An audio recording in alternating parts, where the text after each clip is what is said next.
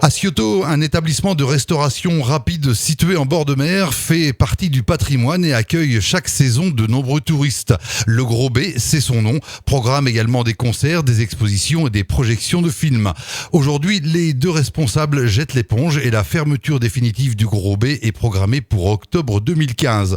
Je suis en ligne avec Christophe Iskanderian, l'un des deux responsables de cette entreprise qui emploie pas moins de 8 salariés. Christophe, bonjour. Oui, bonjour. Alors vous faites la une des quotidiens locaux depuis quelques jours. Que se passe-t-il donc à Asciotto ? Il se passe le prolongement d'une histoire qui dure maintenant depuis 9 ans, à savoir que le Gros B a toujours dû travailler à contre-courant de la collectivité, contrairement à ce qui était prévu au départ dans la préparation du projet, à savoir l'attractivité du littoral avec la collectivité.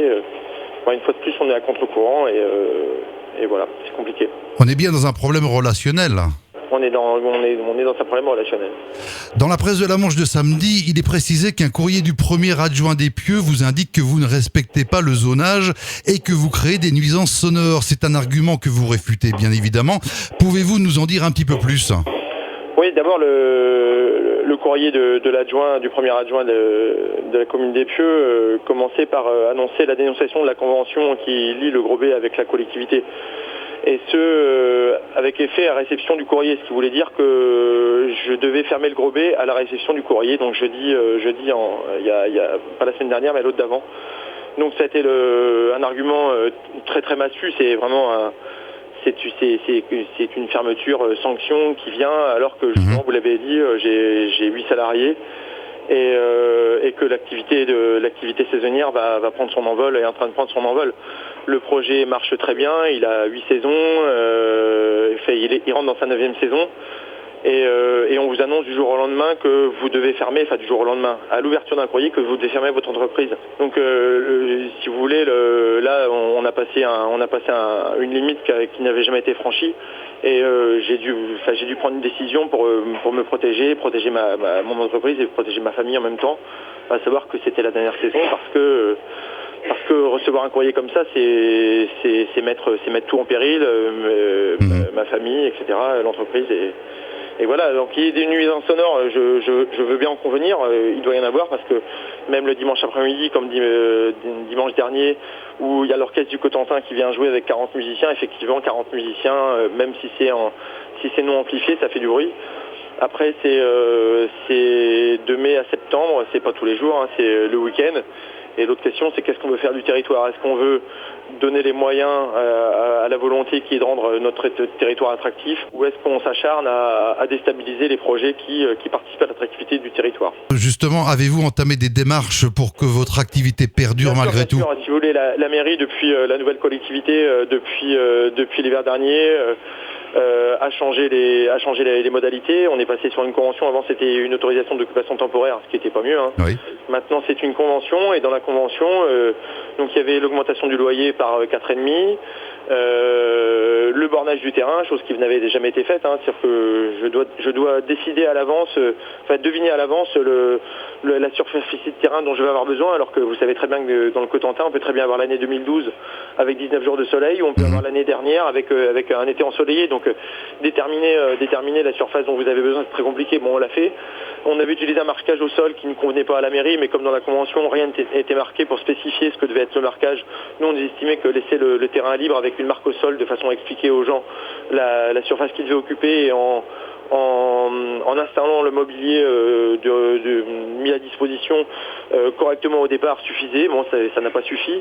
Ensuite, la mairie m'a demandé de passer ma licence d'entrepreneur du spectacle, chose sur laquelle je me suis entrepris dès le mois de février. J'ai passé ma formation à Caen, une formation qui coûte 900 €. J'ai rempli tous les documents nécessaires auprès de la DRAC. Ça a été vraiment un parcours du combattant énorme parce que on vous demande des pièces que moi j'ai jamais eu de bail commercial par exemple. Donc j'ai dû changer mon cabis parce que le cabis dans mon cabis j'étais organisateur d'événements mais pas organisateur des spectacles vivants. Donc j'ai dû changer mon cabis et là on s'est retrouvé dans une espèce d'embrouillio où le tribunal du commerce pour changer le cabis demande un numéro d'agrément de dépôt de licence à la DRAC et la DRAC on peut déposer un dossier à la DRAC uniquement quand on a le cabis modifié. Oui. Donc je me suis retrouvé dans un imbroglio administratif qui se règle, mais comme toute l'administration, c'est long, c'est fastidieux. Donc j'ai reçu un courrier de la DRAC en date du 16 juin qui donnait un avis favorable à l'obtention des licences 1, 2 et 3, nonobstant en transmettant le cabis modifié. J'ai reçu le cabis modifié fin juin.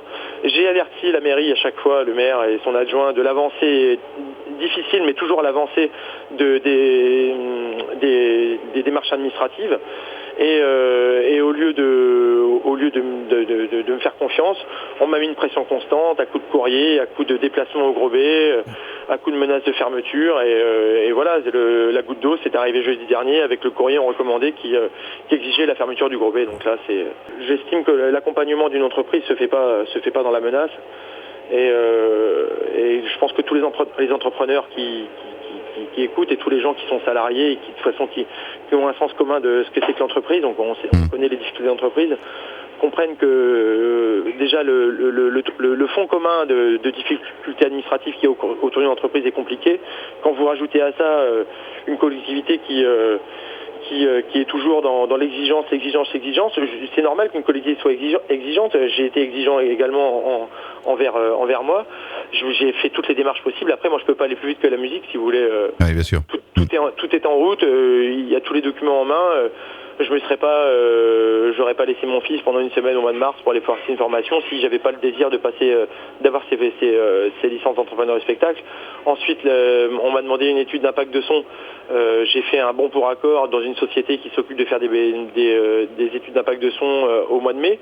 Mais ces entreprises en ce moment sont submergées par les demandes de rapports d'accessibilité. Donc voilà, je suis pas responsable de leur calendrier pour l'intervention sur place. Et ensuite, il y a l'achat d'un compresseur de son. Donc un compresseur de son, c'est entre 1 500 et 3 500 euros. Oui. Vous comprenez que sans avoir de lisibilité sur un investissement, investir 1 500 à 3 500 euros, c'est pas possible qu'un investissement, ça se fait sur du long terme et surtout un investissement aussi lourd que ça, hein, sur de l'improductif, parce qu'un compresseur de son, c'est de l'improductif. Donc voilà, moi j'ai rempli toutes les démarches qu'on m'a demandé. Il faut que je fasse intervenir le BVCTS de Lille, ça coûte 840 euros pour faire certifier mon chapiteau afin que le SDIS passe derrière pour justifier que je sois en catégorie 5 afin d'obtenir la licence 1, enfin de justifier la licence 1 de la DRAC. En attendant, j'ai d'ores et déjà la 2 et la 3 qui me permettent de continuer les concerts. Donc je suis dans les clous. Le problème qu'il y a, c'est que l'administration, c'est long, mais c'est pas une surprise, on sait que c'est long. Après, la question c'est est-ce qu'on attend que j'ai mes licences physiquement en main pour pouvoir permettre de faire ce que fait l'attractivité de cet endroit, à savoir la culture, les événements, les documentaires, etc.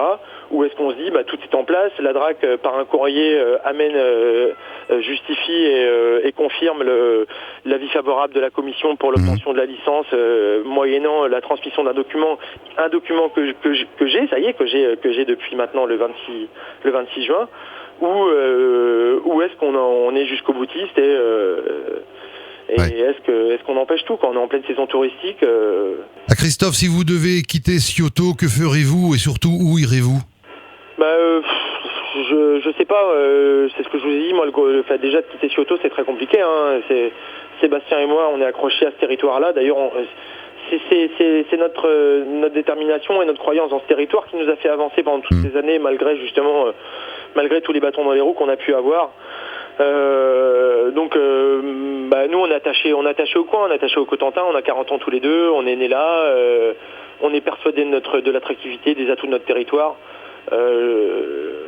Moi je suis sur un autre projet à Thiouville, donc voilà, je pense qu'on ira sur ce projet-là et on continuera.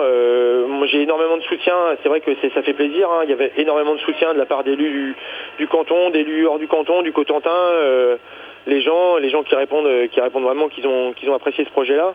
Après moi c'est ce que je vous ai dit, recevoir un courrier qui ordonne votre fermeture du jour au lendemain, c'est trop choquant pour pouvoir travailler sereinement. Ensuite, comment voulez-vous avoir eu avoir une sérénité dans l'entreprise à partir du moment où vous savez que vous pouvez recevoir un courrier qui vous fait fermer du jour au lendemain. Alors ce serait pour un problème d'hygiène, un problème de danger public, un problème de sécurité publique, etc. Ça peut se comprendre, c'est pas défendable, mais là c'est pas le cas du tout. C'est des chaises et des tables qui ont dépassé quelques fois, et c'est des documents administratifs qui sont validés, qui ne sont pas encore arrivés par courrier. Ouais. Donc c'est un échec de territoire. Pour moi, c'est un échec de territoire. C'est pas un échec personnel parce que voilà, je pense qu'on a réussi à faire. D'autant plus que votre réputation n'est plus à faire tout de même depuis 8 ans. Bah oui, depuis 8 ans, il y a, vous comptez en fourchette basse, il y a 25 concerts par an. Donc vous comptez depuis 8 ans, ça fait près de 200 concerts. Il n'y a jamais eu un débordement, il n'y a jamais eu de problème. Il y a des enfants qui viennent commander jusqu'à 11h, ils viennent commander des glaces, des gaufres, il n'y a pas d'alcool fort. Voilà, on essaie de garantir un esprit familial depuis 9 ans, ça tient parce que tout le monde joue le jeu.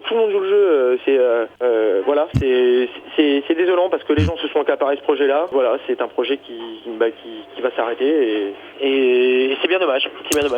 Christophe, souhaitez-vous ajouter une petite chose avant de clore cette interview ? Moi, je veux pas qu'on fasse d'amalgame. Tous les élus ne sont pas contre l'entreprise déjà. Et puis moi je reste persuadé des atouts de notre territoire, du Cotentin, que ce soit les atouts de Barfleur, de Saint-Valahougue, de Valognes, de La Hague, de Carteret. Moi je suis certain qu'on a un territoire qui est magnifique, c'est un des plus beaux territoires de France. Et qu'il faut encourager les projets, les tout petits projets comme les plus gros projets, il faut les encourager pour que les jeunes puissent s'accaparer le territoire, pour que des gens de l'extérieur viennent ici et créent de l'entreprise, pour que des jeunes d'ici croient en leur chance et restent sur ce territoire qui ne demande qu'à se développer et qui demande à se développer tout en garantissant de la conservation des atouts qui font l'attractivité de notre territoire. Et il faut bien sûr des gens comme vous pour porter haut ces projets justement. Ça c'est très gentil, Christophe, c'est très gentil, il faut des gens très très très très motivés. Complètement. Christophe, je vous remercie pour ce moment passé sur notre antenne. Je vous souhaite que tout rentre dans l'ordre rapidement et on prendra de vos nouvelles régulièrement. Merci beaucoup. Merci. Bonne continuation. Au revoir. Au revoir.